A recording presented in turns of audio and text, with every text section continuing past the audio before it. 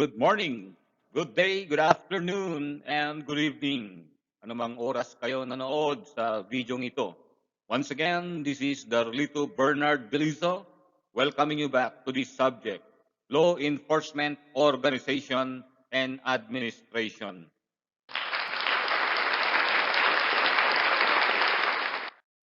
And for this video, the discussion is focused on the functions of the Bureau of Immigration, known as BI, in relation to the enforcement of the laws of the land.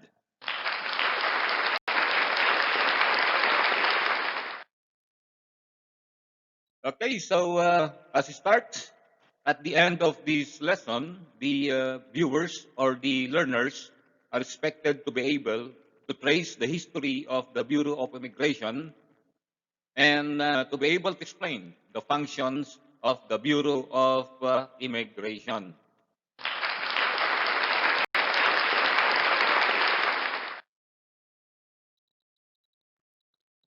For the historical background of the Bureau of Immigration, we start from the time of the Americans in the country.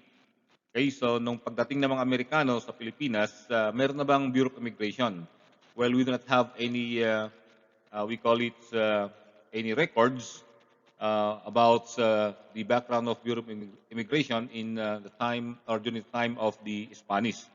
By the way, the historical accounts stated in this lecture are based from the Wikipedia. So it started as a division of the Bureau of Customs during the American regime in 1989. So take note, naggaling siya sa Bureau of Customs. Ang Bureau of Customs, ang pinaka-primary purpose niyan is yung mga pagpasok at paglabas ng mga commercial products sa ating mga ports, sa ating mga seaports, o sa ating mga airports. Okay, so it was then, you might be wondering bakit yung Bureau of Immigration ay nilagay siya under the Bureau of Customs during that time. Well, it was appropriate because during those times, hindi pa naman ganoon, wala pa namang mga eroplano noon. Okay? Sa mga pagpasok, paglabas ng mga products coming from other countries and we call it coming out from our country ay via sa barko, no? Sa barko yung ship noon or yung traveling noon.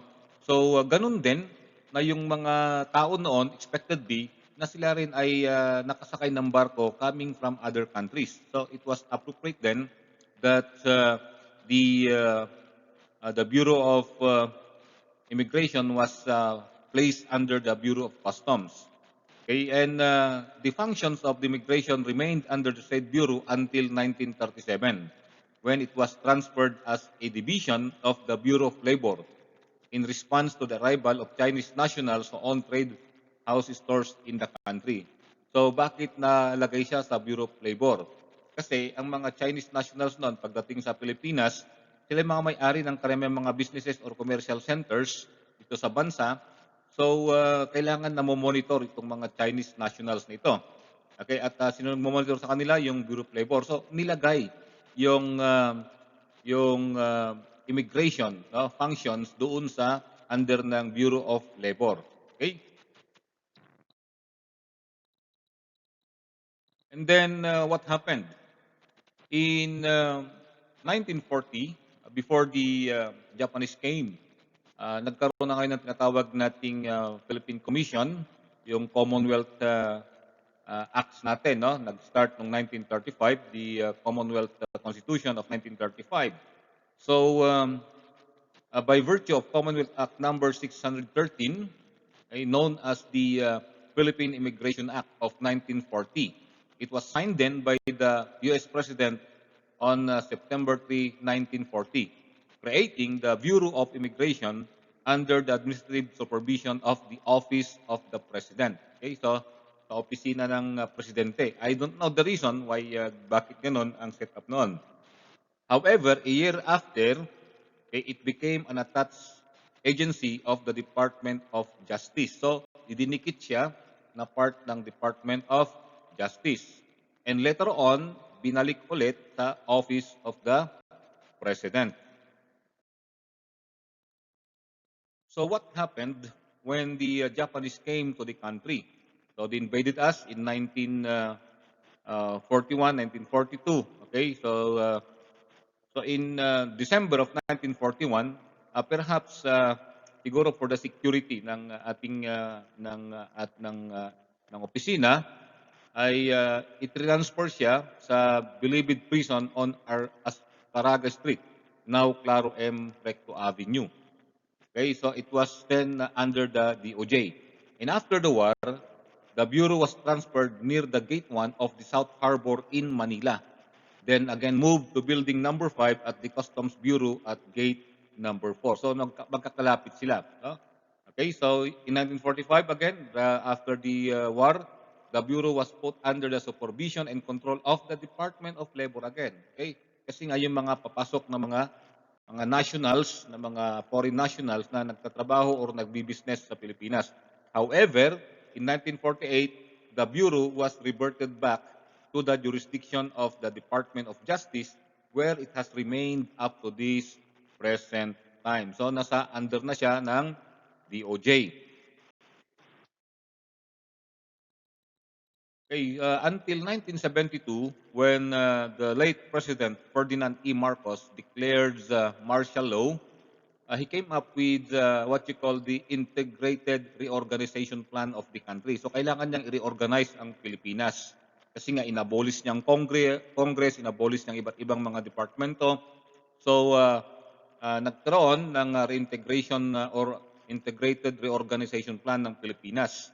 And part of the plan by the Commission on Reorganization, by virtue of the letter of implementation number 20 dated December 31, 1972, pinalitan nila yung pangalan ng BI, no, ng Bureau of Immigration. Okay, so pinalitan nila ng Commission on Immigration and Deportation. Ang tawag namin diyan ay CID.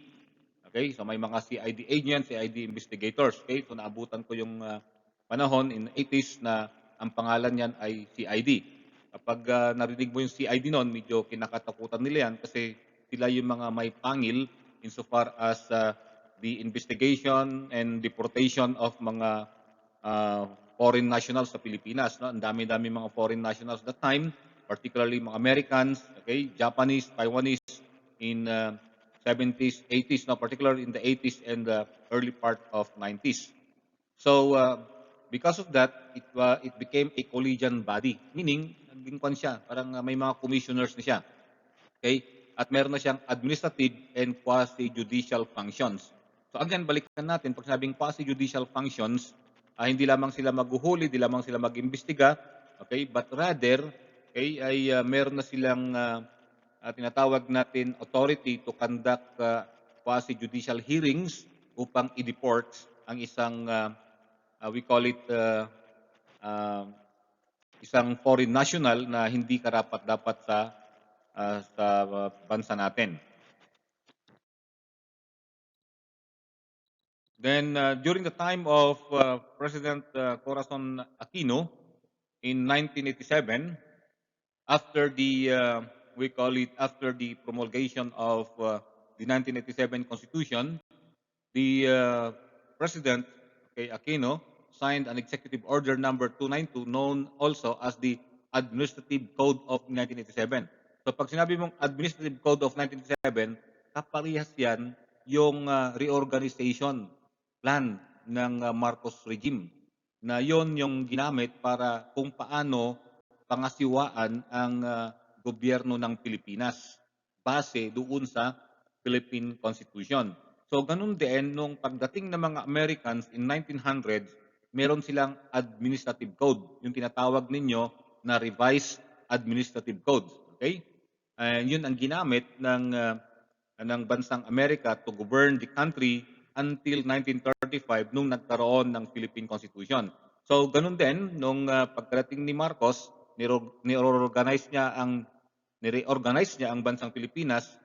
So nag-create siya ng Commission on Reorganization. So ganun din nung panahon ni Cory Aquino ay gusto rin niya na ma-reorganize ang bansang Pilipinas kaya naglabas siya ng Administrative Code of 1987. And then they with that it was or the Commission on Immigration and Deportation was again renamed to the Bureau of Immigration and still under the Department of Justice. And the function of this agency, okay, the functions are divided into two categories, the general and the specific functions. Okay, so of course, we are going to discuss the general and the specific functions in this lecture. So, what is the core of values of the Bureau of Immigration? Well, patriotism, no? Ibig sabihin, patriotism yung pagmamahal sa ating bansa na hindi dapat yung mga undesirable aliens or undesirable foreign nationals na nandito. So, anything na nakakasira sa ating nationality, sa ating bansa, brought about by foreign nationals, well, ang BI ang responsible sa mga bagay na yan upang ma-deport, okay, makasuhan yung mga foreign nationals na undesirable na pumapasok sa ating bansa. And of course, integrity, no? It goes with honesty, no? And the professionalism. Okay? So, what is the mandate of the Bureau of Investigation? Meaning, ano yung mandatory na dapat gagawin at pinakatrabaho ng Bureau of Immigration? Well, it is principally responsible for the administration and enforcement of immigration. So pag sinabi kasi nating immigration, ito yung process of transferring from one country to another country or from moving in to another country or moving out from another country. So ang tawag doon ay immigration. And of course, the process of citizenship, particularly the foreign nationals who would like to become a naturalized Filipino citizen or they would like to, we call it, to have a dual citizenship. So sila yung namamahala dyan, yung Bureau of Immigration. And of course, the admission of foreign nationals and registration, okay, in accordance with the provisions of the Philippine Immigration Act of 1940. It also plays a role in the enforcement of Republic Act 9108, also known as the Anti-Trafficking in Persons Act of 2003 and further amendments of this law. Okay. So ano yun, no? Ang pinaka-concept natin, if you go to a country, kailangan meron kang visa, no? Kapag turista ka, dapat may tourist visa ka. Okay, mayroon din mga countries na open country or open city na tinatawag natin. Tulad ng Singapore, okay? Tulad ng Thailand, okay? Tulad ng Malaysia. Hindi mo kailangan ng tourist visa doon. Basta meron kang passport ay pwede kang pumasok doon, okay? However, kahit open city yan, huwag ka lang magdala ng contraband, okay? Para hindi mo bina-violate yung kanilang immigration laws. Same thing sa Pilipinas, okay? Na ito ay open city yung ating or open country ang ating bansang Pilipinas, provided yung mga immigrants, provided yung mga turista coming from other countries will we call it observe the immigration laws and the tourist laws in the country. Okay, otherwise, kung may violation, ang BI ang bahala sa enforcement ng mga or investigation of those things and the actions taken against those people, no? Ganun ang idea niyan. Kaya tawag natin, meron din mga bansa na closed city sila. You might be wondering, sir, bakit ang Pilipinas and mostly Southeast Asian countries ay open cities karamihan yan? Kasi ganito yan. Ang tourist kasi, yan ang kinabubuhay ng tinatawag nating maraming mga bansa sa Southeast Asia. The more people to come, the more consumptions. The more consumptions of economic goods, mabubuhay ang ating economy. Okay? So just like itong panahon ng pandemic natin, that's maraming patay na businesses because walang mga consumers. Walang mga nagta-travel na mga consumers. So ganun yun. Kaya ino-open nila ang mga maliit na bansa para tawag natin magpasok ng mga pera, magpasok ng mga tawag natin mga consumers. Okay? So kapag pupunta ka dun sa mga tawag natin mga progressive countries, may mga closed countries, kailangan mo ng visa, working visa, student visa, or whatsoever. Pero sa Pilipinas, if you stay here for a long time, like a student or like a long time resident of the country, so kailangan mo na ngayon ng visa pag mag-stay ka rito. Pero pag tourist lamang, okay, you can just come in and out of the country. Same thing with other countries. Okay, so kapag magtrabaho ka na, isang ibang usapan na yon. Dapat may working visa at dadaan ka ngayon sa Bureau of Immigration. Okay, so may mga illegal na pumapasok at lumalabas sa bansa. So that is now governed by the Anti-Trafficking in Persons Act of 2003 and further amendments of that law. And the BI, with the coordination uh, from other law enforcement bodies of the country, ay sila ang primary na nag-enforce niyan. So what are the immigration laws na natawag natin ang may responsibility ay ang BI? You have the Commonwealth Act 613, the Philippine Immigration Law of 1940, the Alien Registration Act of 1950, the Citizenship Retention and Reacquisition Act of 2003. So for example, ikaw ay Filipino, naging dual citizen ka sa ibang bansa or nag-American citizen ka at gusto mo bumalik sa Pilipinas because you would like to run for a government office in the country. So you are going to reacquire your Filipino citizenship. So ang Bureau of Immigration ang responsible diyan. The revised rules governing Philippine citizenship under Republic Act 9225 and Administrative Order 91/2004. And the Republic Act 9139, Administrative Naturalization Law of 2000. Okay, ito yung tinatawag natin, hindi yan dumadaan doon sa legislation, no? sa Congress. Yung mga basketball players natin, yung kanilang naturalization ay normally dumadaan yan sa tawag natin sa Congress. That is a special law for them. Kaya matagal na maging citizen yung tinatap nila na maging naturalized player ng Pilipinas, no? ng Gilas Pilipinas. 9208. Okay? To institute policies to eliminate trafficking in persons. And you have Republic Act 8247, the Alien Social Integration Act of 1995 under Executive Order 324, the Philippine Constitution. Then you have the Interagency Council Against Trafficking or the ICAT, revised guidelines on departure, formalities for international bound passengers. So those are the laws that are more or less implemented or enforced by the Bureau of Immigration. So what are now the general functions of the Bureau of Immigration? So first is the primary enforcement arm of the DOJ and the President of the Philippines in ensuring that all foreigners within its territorial jurisdiction comply with existing laws. Meaning, sila yung pinaka-primary na nag-enforce upang lahat ng mga foreigners na pumapasok sa ating bansa ay mga legitimate sila, mga tawag natin mga legal silang pumasok. So an example here is the Bureau of Immigration arrested 19 undocumented Thai nationals working in a call center. So marami yan, no? Niraround up nila sa mga call centers, na mga nagtatrabaho, mga foreign nationals. So sila ang pinaka-primary enforcement arm. Okay? Then number 2, or the second general function of the BI, to assist local and international law enforcement agencies in securing the tranquility of the state against foreigners whose presence or stay may be deemed threats to national security, public safety, public morals, and public health. Say an example is the arrest of a foreign pedophile. Okay, that is a threat to the public safety or to the public moral. So pag sinabing local, ito yung mga kapulisan natin and other law enforcement agencies natin, okay, na nakaka-encounter ng mga undesirable foreigners sa ating bansa. And international law enforcement agencies tulad ng ASEANAPOL or the Interpol and the other, we call it international law enforcement agencies, okay, coming to the country, or law enforcement of other countries coming to the country to arrest their citizen na nagtatago sa kanila or fugitive from law. So ang BI ang nag-a-assist sa kanila.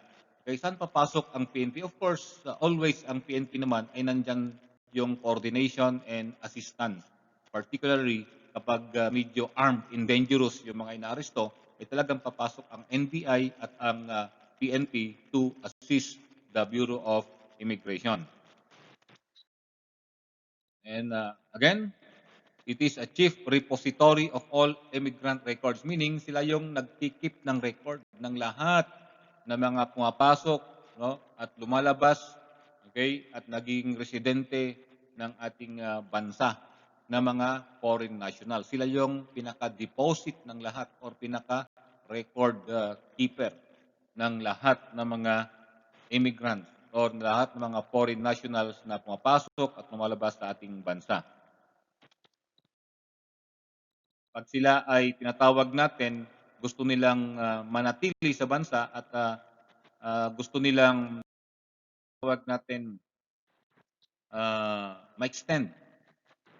So for example, 90 days sila rito at gusto nilang mag-extend for another 90 days, the BI will be the one to approve or deny those requests for extension of foreign nationals staying in the country. Then issuance of special permits in relation to the enforcement of migration laws. Okay, the re-entry, okay, of or the coming in and out of we call it foreign nationals. So may mga sila magbibigay ng special permit. Issuance of immigration documents and identification certifications on non-immigrant or immigrant and special non-immigrant visas. Yan. So pag papasok sila rito, mayroon silang immigrant, non-immigrant or special non-immigrant visas. Sila ang nag-issue niyan. Then monitoring of the entry and exit of Filipino citizens in compliance with Philippine laws and other legal procedures.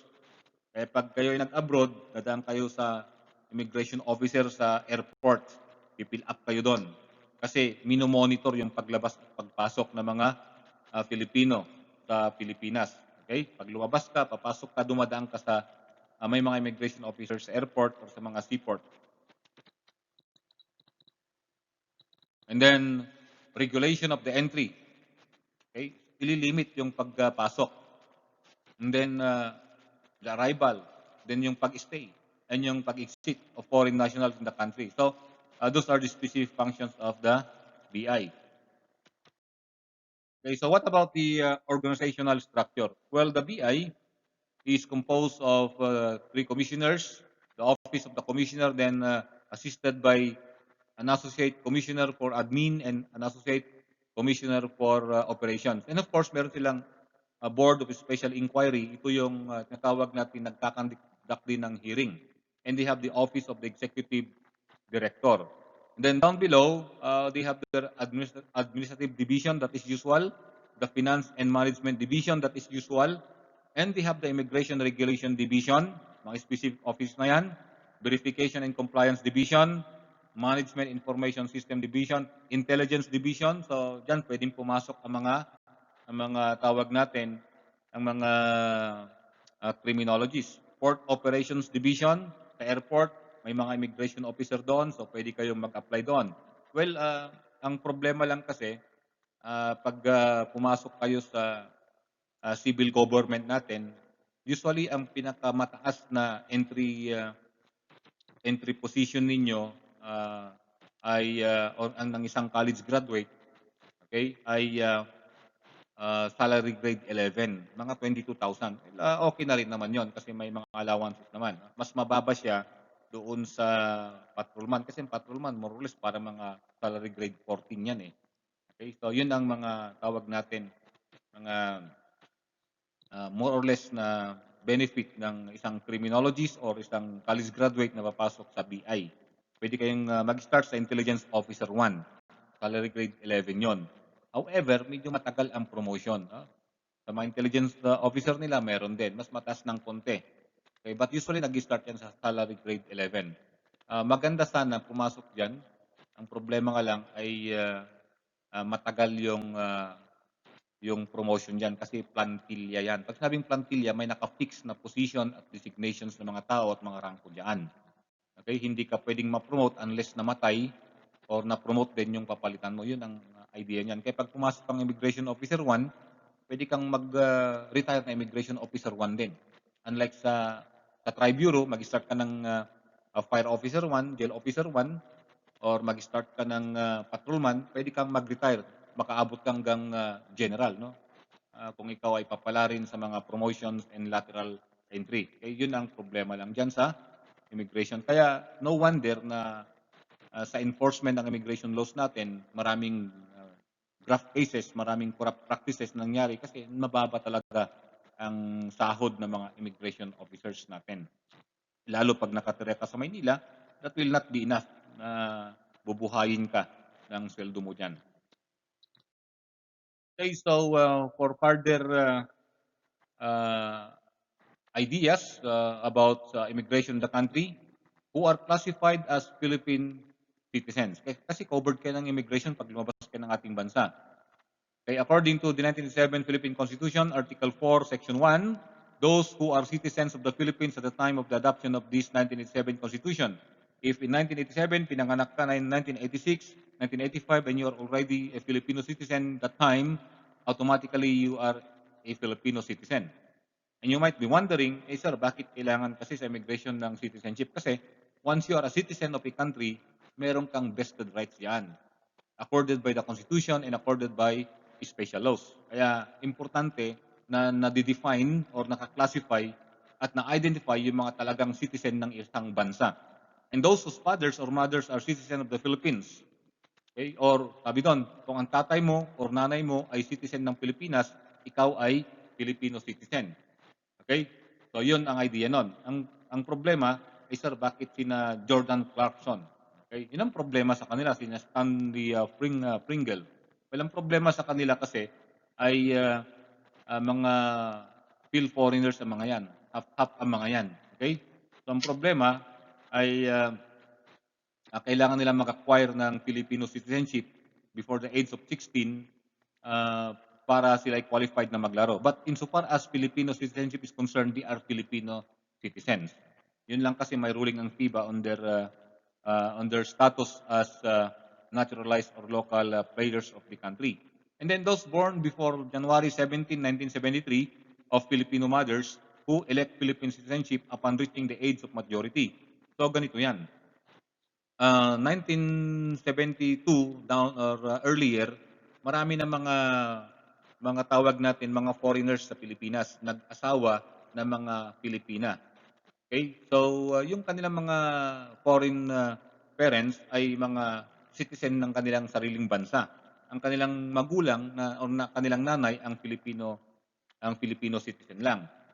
However, hindi sila automatic na Filipino citizen. Kailangan nila pagkadating ng 18 years old or age of majority, kailangan nilang mag-apply sa Bureau of Immigration ng kanilang citizenship na kukuha sila ng kanilang Philippine passport, okay, sa DFA at kukuha ng tawag natin clearances from the BI upang ma-recognize sila as Filipino citizen.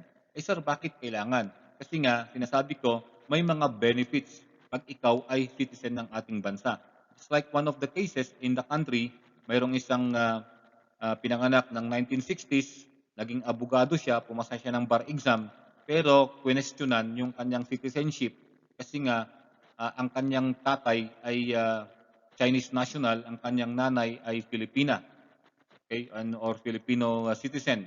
So nangyari doon ay ang sinasabi ng Supreme Court natin, ang pwedeng mag-abogado ay yung mga Filipino citizen lang. Kaya tuloy, hanggang ngayon, hindi siya pwedeng mag-practice na abogado. Although ina-address siyang attorney, pero hindi siya pwedeng mag-practice as a lawyer in the country. Okay? So ganun din sa mga professions natin, sa criminologists like that before, kailangan Filipino citizen. Pero ngayon, may bago na. Kahit ikaw ay foreign national, pwede ka nang kumuha ng license board exam ng criminologists. And that will be a discussion in a different subject. Now, those who are naturalized in accordance of the law, those are the people who are considered or who can be considered as Filipino citizens.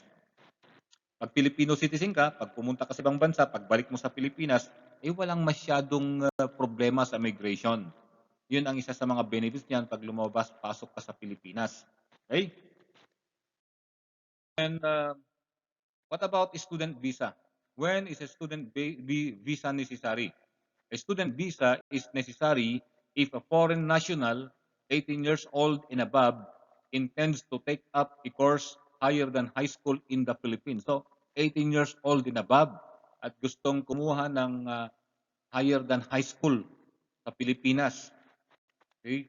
And furthermore, kailangan merong ebidensya na kayang suportahan yung kanyang pag-aaral sa Pilipinas. Kasi baka mamaya pupunta lang siya mamalimos dito or magtatrabaho. So ang BI ang bahala diyan na titingin, mag-imbestiga kung talagang capable yung foreign national na nag-apply ng student visa sa Pilipinas. And finally, what are the travel requirements for Philippine citizenship with tourist purpose visas? Ayan. So, unexpired DFA issued passport, at least 6 months valid. No? Gusto mong lumabas, ayan. Kumuha ka ng visa mo, papunta ng Amerika or Canada or whatever. And of course, kung meron kang unexpired visa, yan, kung nire-require yan sa final destination mo, otherwise, hindi na kailangan yan. And of course, yung return ticket, importante yan para ikaw ay bumalik sa Pilipinas, sigurado na hindi ka mag-PNP. Okay?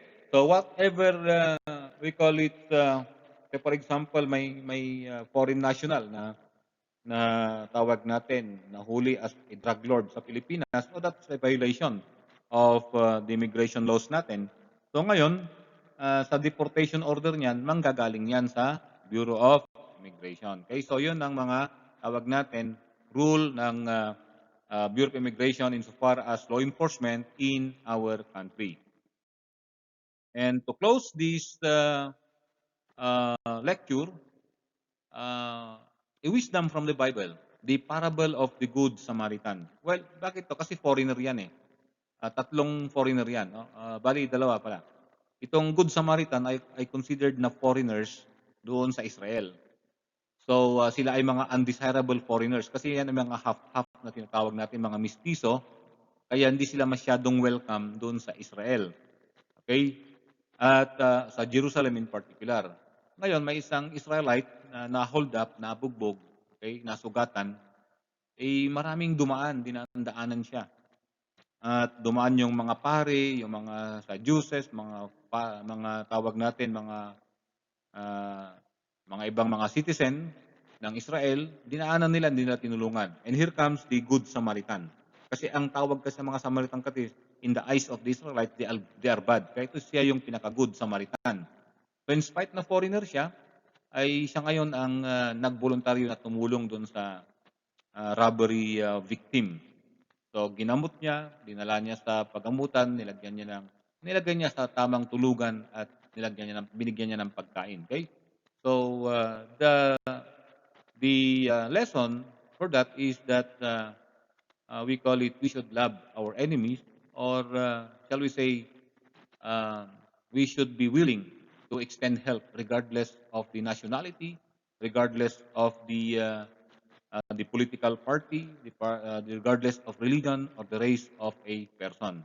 Again, the golden rule of the Bible says, do to others what you want others do unto you. With that, thank you very much for watching. And if you have any comments, please feel free to write down in the comments section. So once again, good day, good morning, good afternoon, good evening, and thank you very much. God bless you all.